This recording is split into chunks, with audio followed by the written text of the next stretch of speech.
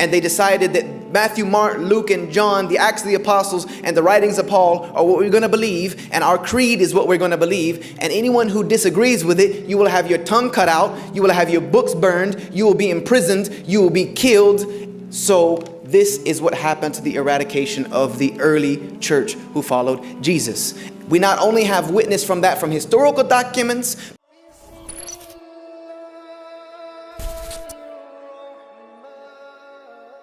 asking me why the Trinity exists is like asking me why the moon exists. It just does. But the Trinity as we know it, is deduced from some of the implicit statements of Jesus. But there's only one explicit statement, really plainly explicit, that talks about Trinity. And it's in 1 John 5, verse 7.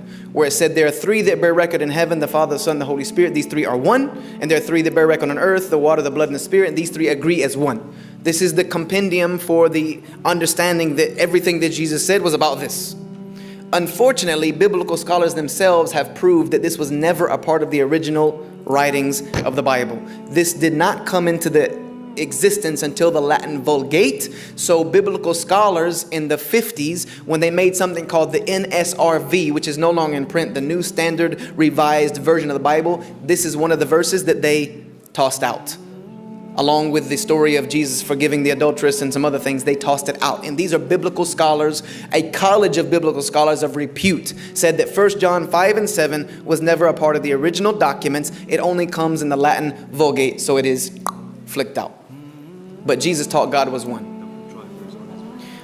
My answer will be the same to the other sister. Tell her to go read the red letter edition of the Bible. Read only the red, leave everything out. If you can find Trinity in that, then we have a serious problem. Because Jesus only spoke implicitly in verses like I and the Father are one and things of this nature. But his explicit statements are clearly distinguish himself from the God that he worshipped. So the Trinity is not something that Jesus taught. It's something that came about later. Even if we look at early church history, the debate that raged on for the first 3 centuries of Christianity was about the nature of Jesus. There were churches, there were places of worship throughout Palestine, throughout Northern Africa, throughout East Africa that believed in Jesus as a Messiah, as God as one, and him as a prophet and messenger and Messiah. These churches were eradicated after the councils of Nicaea. After the councils of Nicaea were concluded, and these bishops who were from Rome, who had the power and the prestige, just like politics today, when the politics were played and they decided that Matthew, Mark, Luke, and John, the Acts of the Apostles, and the writings of Paul are what we're going to believe, and our creed is what we're going to believe, and anyone who disagrees with it, you will have your tongue cut out, you will have your books burned, you will be imprisoned, you will be killed. So this is what happened to the eradication of the early church who followed Jesus.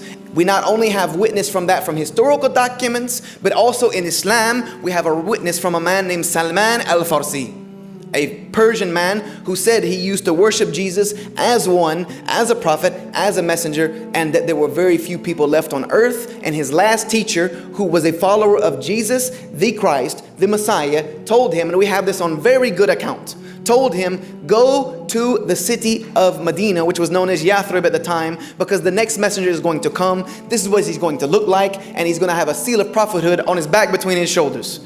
And Salman al-Farsi said that is exactly what happened when he heard the prophet was there. He went and he saw him, and the prophet said, are you looking for this on my back? And he showed it to him, and Salman al-Farsi accepted Islam because this is what he was told to do by his teachers who followed Jesus Christ. So we have the historical reference.